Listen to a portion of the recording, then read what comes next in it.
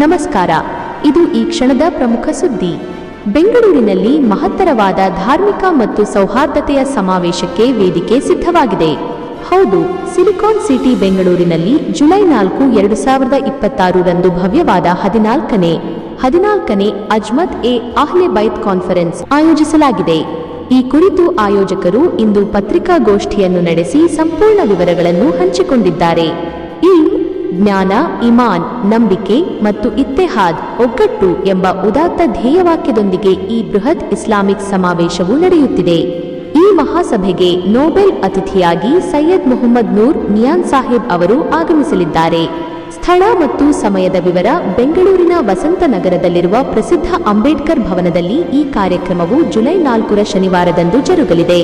ಜಗತ್ತಿನಾದ್ಯಂತ ಹಲವಾರು ಪ್ರಮುಖ ವಿದ್ವಾಂಸರು, ಉಲಮಾಗಳು ಮತ್ತು ಗಣ್ಯರು ಈ ಸಮ್ಮೇಳನದಲ್ಲಿ ಭಾಗವಹಿಸಿ ಶಾಂತಿ ಮತ್ತು ಸೌಹಾರ್ದತೆಯ ಸಂದೇಶವನ್ನು ಸಾರಲಿದ್ದಾರೆ.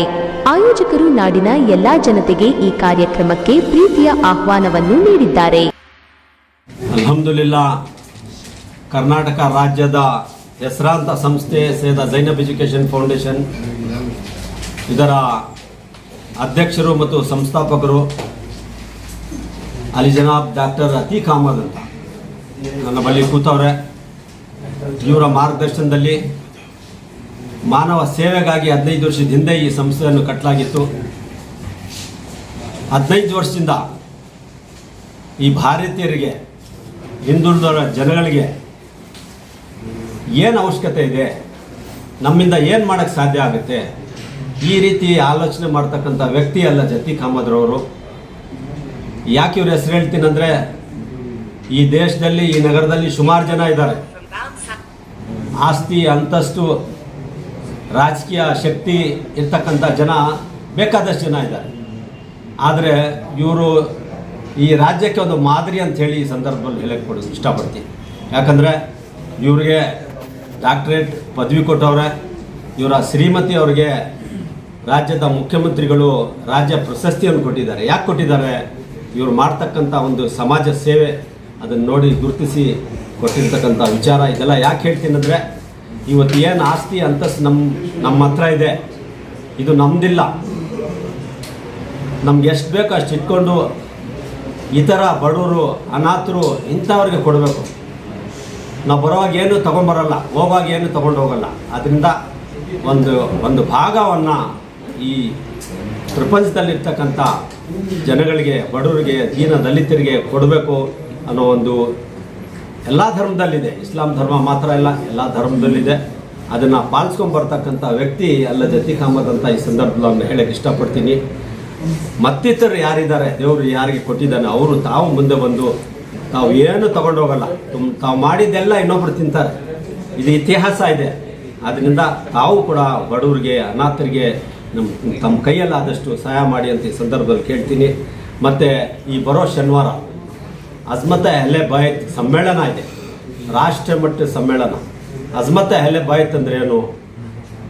ಪ್ರವಾದಿ ಮೊಹಮ್ಮದ್ ಸಲ್ಲಲ್ಲಾಹು ಅಲೈಹಿ ವಸಲ್ಲಂ ಬರೀ ಮುಸಲ್ಮಾನರಿಗೆ ಮಾತ್ರ ಇಲ್ಲ ಪ್ರವಾದಿ, ಇಡೀ ವಿಶ್ವಕ್ಕೆ ಪ್ರವಾದಿಯಾಗಿ ಬಂದಿರತಕ್ಕಂಥ, ಇಡೀ ವಿಶ್ವದಲ್ಲಿ ಮಾನವ ಯಾವ ರೀತಿ ಜೀವನ ಮಾಡಬೇಕಂತ ಬೋಧನೆ ಮಾಡಿ ಮಾರ್ಗದರ್ಶನ ಕೊಟ್ಟಿರತಕ್ಕಂಥ ವ್ಯಕ್ತಿ ಪ್ರವಾದಿ ಮೊಹಮ್ಮದ್ ಸಲ್ಲಲ್ಲಾಹು ಅಲೈಹಿ ವಸಲ್ಲಂ.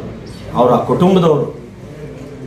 ಕುಟುಂಬದವರು ತ್ಯಾಗ ಬಲಿದಾನ, ತಮ್ಮ ಇಡೀ ಕುಟುಂಬನ ತ್ಯಾಗ ಬಲಿದಾನ ಮಾಡಿ ಈ ವಿಶ್ವದಲ್ಲಿ ಶಾಂತಿ ನೆಲೆಸಬೇಕು, ಪ್ರೀತಿ, ವಿಶ್ವಾಸ, ಈ ರೀತಿ ಜೀವನ ಮಾಡಬೇಕು, ಯಾವ ರೀತಿ ಮನುಷ್ಯ ಜೀವನ ಮಾಡಬೇಕಂಥೇಳಿ, ಯಾವ ರೀತಿ ತಾಳ್ಮೆಯಿಂದ ಇರಬೇಕು ಅಂಥೇಳಿ ಬೋಧನೆ ಮಾಡಿ, ತ್ಯಾಗ ಬಲಿದಾನಗಳು ಮಾಡಿ ಇವತ್ತು ಅತ್ಯುತ್ತಮ ಒಂದು ವಿಶ್ವವನ್ನು ಕೊಟ್ಟು ನಮಗೆ ಹೋಗಿದ್ದಾರೆ ಸ್ನೇಹಿತರೆ. ಆದ್ದರಿಂದ ಅವರ ನೆನಪಿಗಾಗಿ ಅವ್ರಿಗೆ ನೆನಪು ಮಾಡ್ಕೊಳ್ಳೋದೇ ನಮ್ಮ ಧರ್ಮ. ಅವರ ನೆನಪೇ ನಮ್ಮ ಧರ್ಮ ಅಂಥೇಳಿ ಈ ಸಂದರ್ಭ ನಾನು ಹೇಳಕ್ಕೆ ಇಷ್ಟಪಡ್ತೀನಿ. ಯಾಕಂದರೆ ಅವರೇ ಕೊಟ್ಟಿರ್ತಕ್ಕಂಥ ವಿಶ್ವ ಆಯಿತು. ಅವರಿಲ್ಲ ಅಂದರೆ ಯಾವುದು ಈ ಸೂರ್ಯ, ಚಂದ್ರ, ಆಕಾಶ, ಸಮುದ್ರ, ಭೂಮಿ ಏನೂ ಇರ್ತಾ ಇರಲಿಲ್ಲ. ಅವ್ರು ಕೊಟ್ಟಿರ್ತಕ್ಕಂಥ ಇದನ್ನು ನಾವು ನಿಜಕ್ಕೂ ನಾವು ಭಾಗ್ಯವಂತರು ಅಂತ ಹೇಳ್ತಾ, ಅವರ ನೆನಪಲ್ಲಿ ಅಜ್ಮತ್ ಅಹ್ಲೆ ಬೈತ್ ಸಮ್ಮೇಳನ ರಾಷ್ಟ್ರ ಮಟ್ಟದಲ್ಲಿ ಇವತ್ತು ಸೈಯದ್ ಝೈನಬ್ ಎಜುಕೇಷನ್ ಫೌಂಡೇಶನ್ ವತಿಯಿಂದ ಬಾಬಾ ಸಾಹೇಬ್ ಅಂಬೇಡ್ಕರ್ ಅವರ ಭವನ ಇದೆ ವಸಂತ ನಗರ ಬೆಂಗಳೂರಲ್ಲಿ, ಜಯನಗರ್ ಆಸ್ಪತ್ರೆ ಸಮೀಪ, 4ನೇ ತಾರೀಕು ಜುಲೈ, ಜೈನ್ ಆಸ್ಪತ್ರೆ ಸಮೀಪ. 4ನೇ ತಾರೀಕು ಜುಲೈ ಬರೋ ತಿಂಗಳು ಶನಿವಾರ ಬರುತ್ತೆ. 6 ಗಂಟೆಯಿಂದ 10 ಗಂಟೆವರೆಗೂ ಒಂದು ವಿಶೇಷವಾದ ಕಾರ್ಯಕ್ರಮ ಇದೆ. ತಾವೆಲ್ಲರೂ ಈ ಕಾರ್ಯಕ್ರಮಕ್ಕೆ ಬರಬೇಕು. ಮಹಿಳೆಯರಿಗೆ ವಿಶೇಷವಾದ ಆಸನಗಳನ್ನು ಇಟ್ಟಿದ್ದೀವಿ. ಬಂದಿರ್ತಕ್ಕಂಥ ಎಲ್ಲ ಅತಿಥಿಗಳಿಗೂ ನಾವು ಊಟದ ವ್ಯವಸ್ಥೆ ಮಾಡಿದ್ದೀವಿ. ಮತ್ತು ವಿಶೇಷವಾಗಿ ಭಾಷಣಗಾರನ ಕರೆಸಿದ್ದೀವಿ. ಭಾರಿ ವಿಶೇಷವಾಗಿ ಭಾಷಣಗಾರನ ಕರೆಸಿದ್ದೀವಿ. ಈ ಶಹಜಾದೆ ಗೌಸೆ ಆಜಮ್ ಸೈಯದ್ ಮೊಹಮ್ಮದ್ ನೂರ್ ಮಿಯಾ ಸಾಹೇಬ್ ಅಶ್ರಫಿ ಅಂತ ಇವ್ರನ್ನ ಕರೆಸೋದು ನಾನು ನೋಡಿದೆ. ಒಂದು 2 ಡೇಸಿಂದ 2 ದಿವಸದಿಂದ ಇವ್ರನ್ನ ಕರ್ಸೋಕ್ಕೆ ವಿದೇಶದಲ್ಲಿ 2-3 ತಿಂಗಳು ಪ್ರಯತ್ನ ಮಾಡ್ತಾರೆ. ಅಲ್ಲಿರ್ತಕ್ಕಂಥ ಜನ ಅಷ್ಟು ಬ್ಯುಸಿ ಇರ್ತಾರೆ, ಅಷ್ಟು ಜನಗಳು ಇವ್ರ ಹಿಂದೆ ಬಿದ್ದಿರ್ತಾರೆ. ಅಂಥ ಅತ್ಯುತ್ತಮವಾದ ಭಾಷಣಕಾರರು, ಅತ್ಯುತ್ತಮ ವ್ಯಕ್ತಿ, ಅಂಥವ್ರನ್ನ ಈ ನಗರಕ್ಕೆ ಕರ್ಕೊಂಬರ್ತಾ ಇದ್ದಾರೆ, ಅಲ್ಲ ಜೊತೆಗೆ ಕಂಬರ್ತಾರೆ. ಇದು ನಮ್ಮ ನಗರದ, ಬೆಂಗಳೂರು ನಗರದ ನಾಗರಿಕರು ನಿಜಕ್ಕೂ ಪುಣ್ಯ ಮಾಡಿದ್ವಿ ಅಂತ ನಾನು ಪದೇ ಹೇಳ್ತಾ ಇರ್ತೀನಿ. ಇಂಥ ಗುರುಗಳನ್ನ ಭಾರಿ ಈಸಿಯಾಗಿ ನಮ್ಮ ಮುಂದೆ ತಂದಿಡ್ತಾ ಇದ್ದಾರೆ. ನಾನೀಗ ಹೇಳ್ತಾ ಇದ್ದೆ ವಿದೇಶದಲ್ಲಿ ಕರೆಸೋದು ಕಷ್ಟ ಅಂತ. ಅಂಥವ್ರು ಬೆಂಗಳೂರು ನಗರಕ್ಕೆ 4ನೇ ತಾರೀಕು ಬರ್ತಾವೆ. ಆದರೆ ಬೆಂಗಳೂರು ನಗರ ಜನ ನಾವೇನು ಮಾಡಬೇಕು? ನಾವೆಲ್ಲ ನಮ್ಮ ಅಣ್ಣ ತಮ್ಮಂದರು, ಅಕ್ಕ ತಂಗಿಯರು, ಸಂಬಂಧಿಕರ ಜೊತೆ ಬಂದು ಕೇವಲ 3-4 ಗಂಟೆ, ಒಂದು ದಿನದ 3-4 ಗಂಟೆ ಇಲ್ಲಿ ಕಳಿಬೇಕು. ಕಳೆದು ಅಲ್ಲಿ ಏನು ಬೋಧನೆ ಮಾಡ್ತಾರೆ ಅದನ್ನು ನಾವೆಲ್ಲ ಅದರಿಂದ ಅನುಕೂಲವನ್ನು ಪಡಿಬೇಕು ಅಂಥೇಳಿ ಈ ಸಂದರ್ಭದಲ್ಲಿ ಹೇಳ್ತಾ, ನಾವೆಲ್ಲರೂ ತಪ್ಪದೆ ಈ ಅವಕಾಶ ಮತ್ತೆ ಸಿಗಲ್ಲ.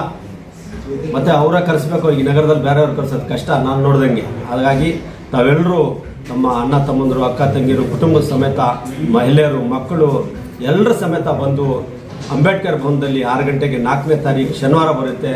ತಾವೆಲ್ಲರೂ ಭಾಗವಹಿಸಿ ಈ ಕಾರ್ಯಕ್ರಮನ ಯಶಸ್ವಿಗೊಳಿಸಬೇಕು. ಇದರಿಂದ ತಾವೆಲ್ಲರೂ ಲಾಭ ಪಡಿಬೇಕಂಥೇಳಿ ಈ ಮೀಡಿಯಾ ಮುಖಾಂತರ ತಮ್ಮೆಲ್ಲರಿಗೂ ಕೇಳ್ಕೊಂಡು ನಾನು ಮಾತು ಮುಗಿಸ್ತೀನಿ. ಜೈ ಹಿಂದ್, ಜೈ ಕರ್ನಾಟಕ.